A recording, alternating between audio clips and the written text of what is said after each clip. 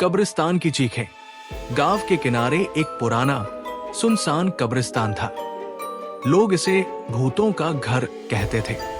रात में वहां जाने की हिम्मत किसी में नहीं होती थी।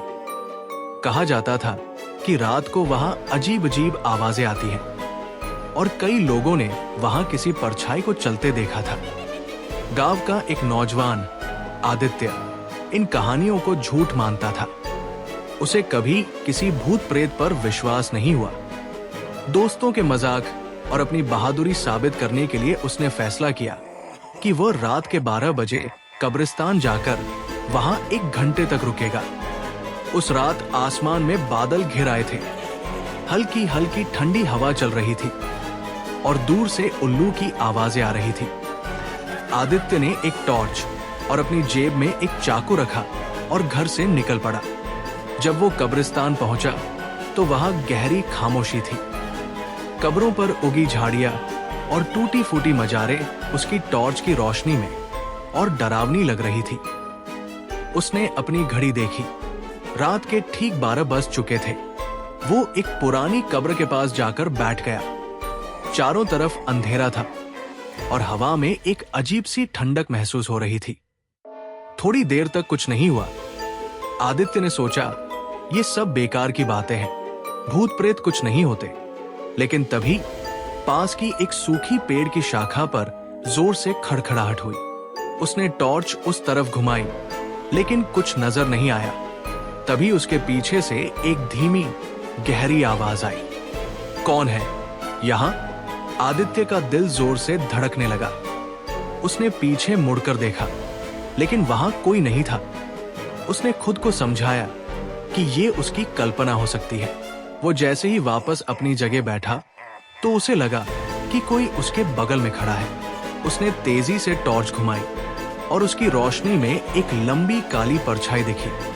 परछाई के चेहरे पर गहरे घाव थे और उसकी आंखें लाल थी। वो धीरे धीरे आदित्य की तरफ बढ़ने लगी। आदित्य का खून जम गया। उसने चिल्लाने की कोशिश की, लेकिन उसकी आवाज गले में ही अटक गई। वो डर के मारे पीछे हटने लगा, लेकिन तभी परछाई की आवाज गूंजी। तुमने यहां आने की हिम्मत कैसे की? आदित्य ने डरते डरते कहा, मैं सिर्फ ये देखने आया था कि ये सब सच है या नहीं।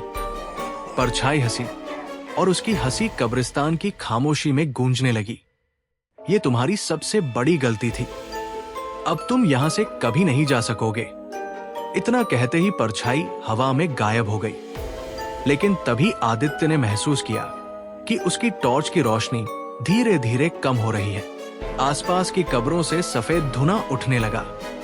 वो धुआं धीरे धीरे इंसानी शक्लें लेने लगा। चारों तरफ से आवाजें आने लगी। तुम हमारे इलाके में आए हो, अब यही तुम्हारा घर है। आदित्य ने भागने की कोशिश की, लेकिन कब्रिस्तान की जमीन जैसे उसके पैरों से चिपक गई थी। वो चीखने लगा, लेकिन उसकी चीखें सिर्फ हवा में गुम हो रही थी।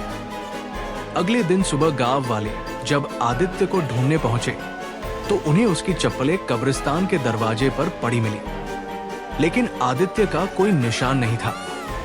गांव में कहते हैं कि जो भी उस कब्रिस्तान में रात में गया वो कभी लौटकर नहीं आया। आज भी रात में वहां से गुजरने वाले लोग आदित्य की चीखें सुनते हैं। तो दोस्तों, कैसी लगी आपको हॉन्टेड ग्रेवयार्ड की स्टोरी?